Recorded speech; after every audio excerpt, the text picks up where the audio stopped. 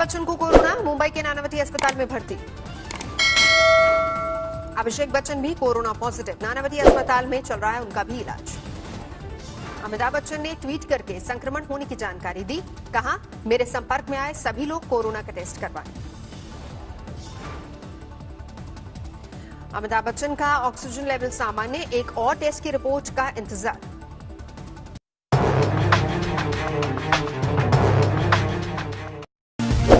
जैसे आपके ऊपर कोई किसी प्रकार का भी कष्ट है, जैसे कोई प्रारब्ध में आपका दुख आ गया है और जिससे आप परेशान हो, आप यहाँ आ गए हो,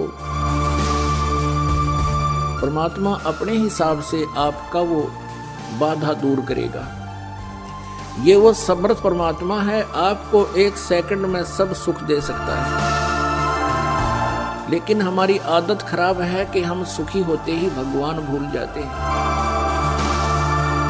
और जब हमारे ऊपर आपदाएं आती हैं फिर हम भगवान की खोज करते हैं। अरे यहाँ सबको बचाएंगे, जो जो नाम ले रहे थे तारे सामने दिखा दूंगा, कितने रक्षा कर रहे परमात्मा, पल पल में कर रहे हैं। ऐसी ऐसी दुर्घटना सुनाते हैं बच्चे, ऐसी ऐसी परिस्थितियों में परमात्मा मदद करते हैं। अब प्रत्येक के साथ कर रहा है। वो पिछले जन्म के थे, अब ताजे और बना दिए हमने, अब इनसे भी साथ होगा भगवान, इनके प्रतिफल भी आपको देना शुरू कर देगा। हम मृत्यु नहीं चाहते, कंपलसरी होगी वह तो बाई फोर्स होगी, लेकिन उस समय भी इच्छा रह जाएगी किसी ना किसी वस्तु में, तो फिर हम दोबारा फिर जन्म होगा। जहां आशा ता बासा होवे और मन कर्म वचन सुमरियो सोए। अब जहां आपकी आशा रह जाएगी वहीं आपकी फिर दोबारा जन्म हो जाएगा। तो यहां परमात्मा हमें क्या बताना चाहते हैं कि जैसे आपके ऊपर कोई किसी प्रकार का भी कष्ट है, जैसे कोई प्रारब्ध में आपका दुख आ गया है और जिससे आप परेशान हो, आप यहां आ गए हो, परमात्मा अपने हिसाब से आपका वो बाधा दूर करेगा। ये वो समर्थ परमात्मा है, आपको एक सेकंड में सब सुख दे सकता है। लेकिन हमारी आदत खराब है कि हम सुखी होते ही भगवान भूल जाते हैं, और जब हमारे ऊपर आपदाएं आती हैं फिर हम भगवान की खोज करते हैं।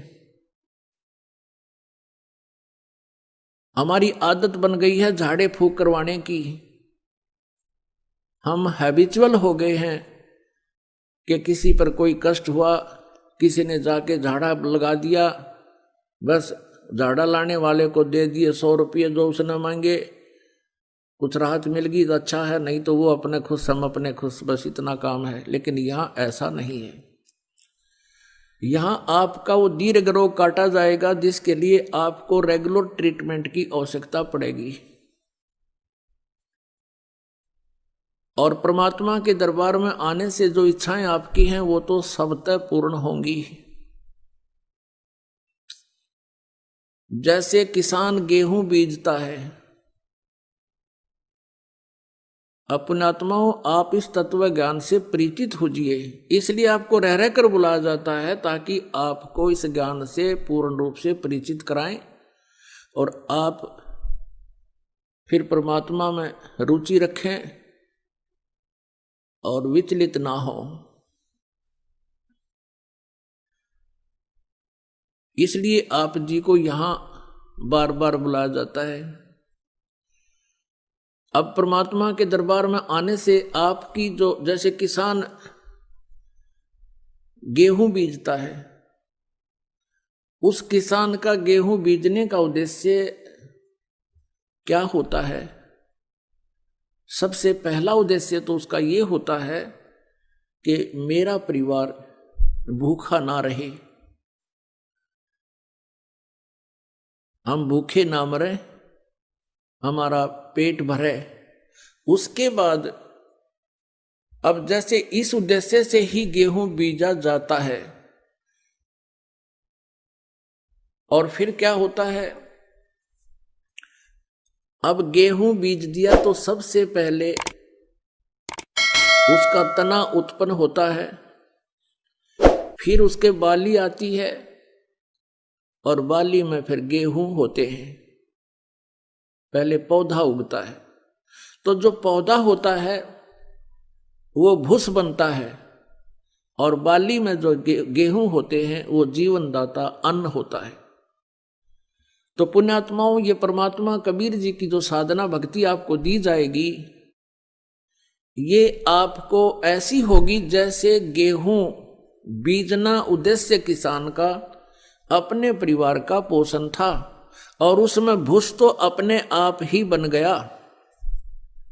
उस भूस की उसको आवश्यकता ना थी तो भी बन गया।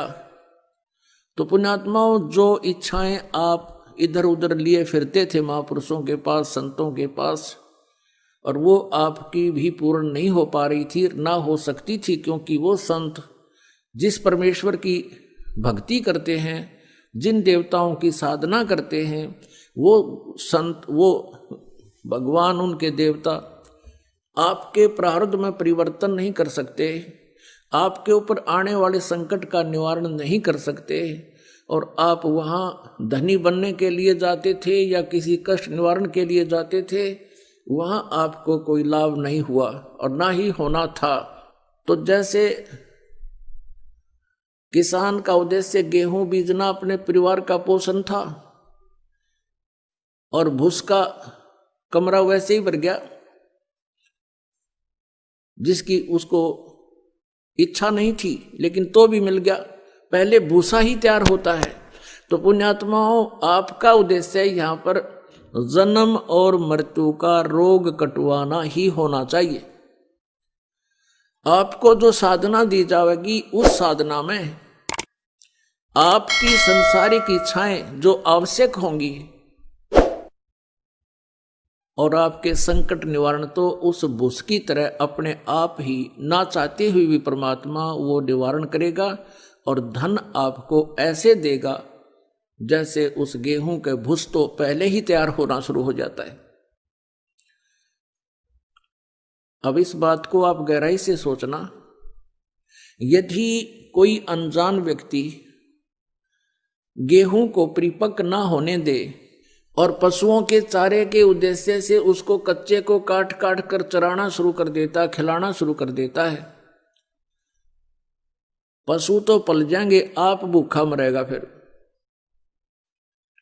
तो कहने का भाव ये है कि आप जी यहां जो मांगने आओगे